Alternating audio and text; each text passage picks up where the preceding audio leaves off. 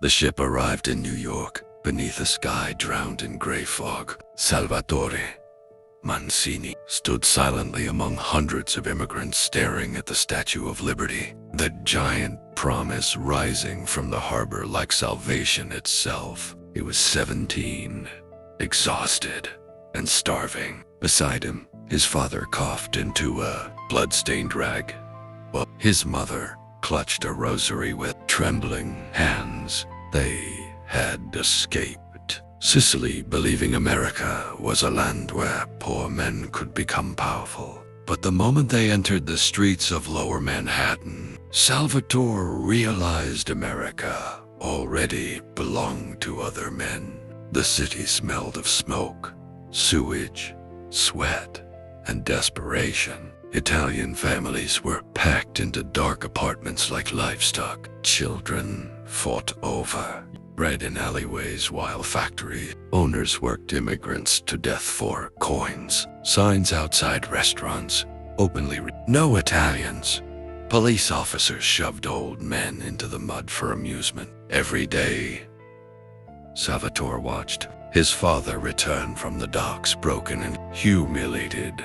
After endless hours of labor, one freezing night in Chicago, after the family moved west searching for work, Salvatore followed his father through the South Side streets. Snow mixed with ash from factory chimneys, covering the city in dirty gray dust. His father had finally demanded unpaid wages from a factory supervisor. Salvatore watched from across the street as the supervisor laughed in his face. A nearby police officer suddenly grabbed his father by the collar and slammed him against a brick wall. Blood spilled across the snow. "Go back to Sicily," the officer spat. People watched quietly.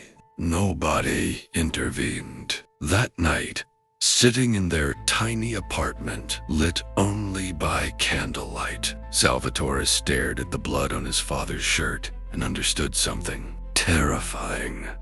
America had laws, but only for people with money and power. Days later, a man named Carlo Vitali entered the butcher shop where Salvatore cleaned floors. Carlo wore a black coat, polished shoes, and a gold ring that flashed beneath the light. The butcher, normally cruel and loud, immediately lowered his eyes in fear. Carlo greeted customers warmly, handed coins to hungry children, then disappeared into the back office. Minutes later, the butcher emerged pale. "Your father has work tomorrow," he whispered. The next morning, Salvatore's father was rehired at double wages. The police officer who beat him vanished from the neighborhood. Local thieves stopped targeting Italian families. Problems disappeared whenever Carlo's name was mentioned. Soon, Salvatore began delivering envelopes for him through smoky bars and hidden back rooms. There he saw politicians drinking beside gangsters, police captains accepting bribes, and businessmen begging the Mafia for favors while publicly condemning them in newspapers. One rainy night, Carlo took Salvatore onto a rooftop overlooking Chicago's glowing skyline. Below them, trucks loaded with illegal whiskey moved through the street under police protection, bought with cash. "You know why men like us become powerful?" Carlo asked quietly. Salvatore shook his head. "Because America pretends to hate criminals," Carlo said while lighting a cigar. "But behind closed doors, this country depends on them." Salvatore looked down at the city. The factories, banks, churches, and dark alleys, connected by greed and fear. In that moment, he understood the truth. Nobody dared speak aloud. The Mafia did not conquer America through violence alone. It conquered America, amico. The system was already corrupt enough to welcome them in.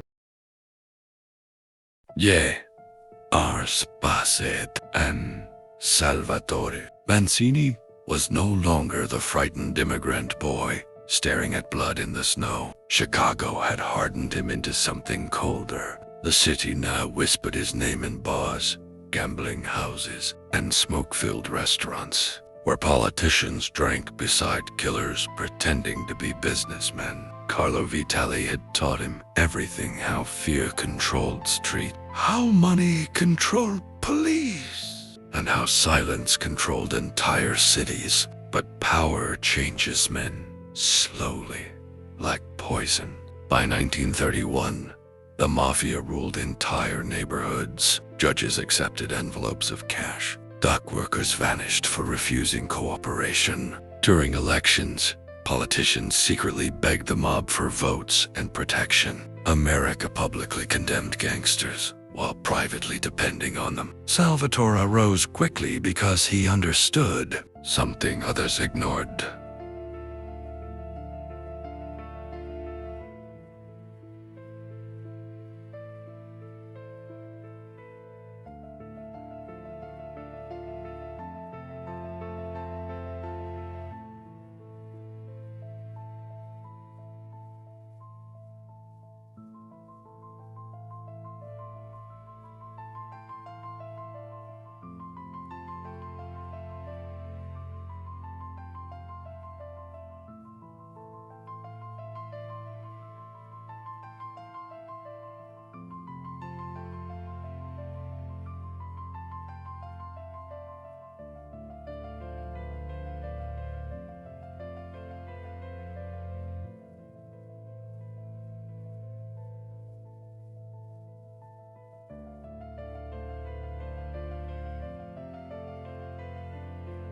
Alone was never enough.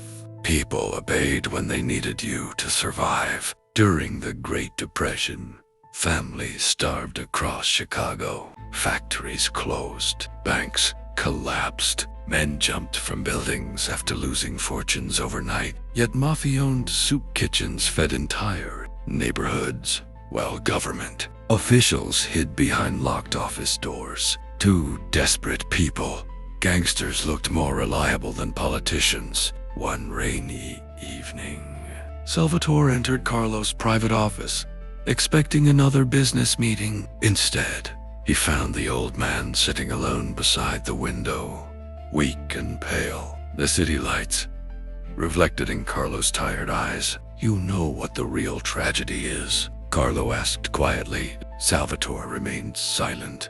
"We came here to escape corruption and became kings of it." For the first time, Salvatore saw regret in the old man's face. Carlo handed him a small revolver. "One day this city will turn on men like us," he whispered. "America loves power until it becomes afraid of who holds it." Weeks later, Carlo Vitali was found dead inside his car near the river. Officially, it was called a robbery. Nobody believed it. At the funeral, politicians stood beside murderers, pretending to mourn an honest businessman. Police officers lowered their heads respectfully while reporters took photographs. The hypocrisy disgusted Salvatore more than the violence ever had. That night, he stood alone, overlooking Chicago's skyline as police sirens echoed below. He finally understood the truth Carlo had carried for years. The Mafia never truly conquered America. America created the conditions for it to exist. Poverty,